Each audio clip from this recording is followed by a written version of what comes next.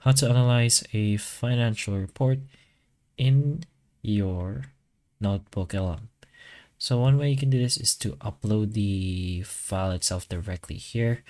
You can create a new notebook actually, so it doesn't mix up with other sources. But here you can go ahead and drop in your financial report. So you can do this by uploading the file. You can get it from your drive. Pretty much depends. So in our case, we went with the drive option since it's pretty simple.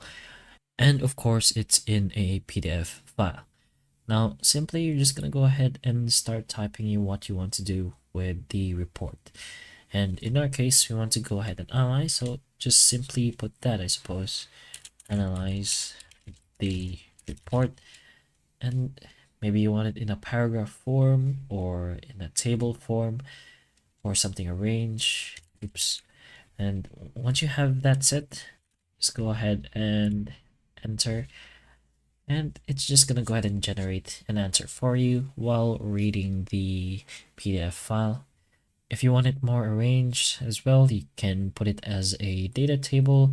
So generate a data table from your sources, and whatever it analyzes, it can arrange it as a data table for you. There's more options if you'd like, but that depends on what you want to create other than it just being analyzed. So hopefully the information of this video can help you, and if it can, please like and subscribe for more videos like this, and that's all.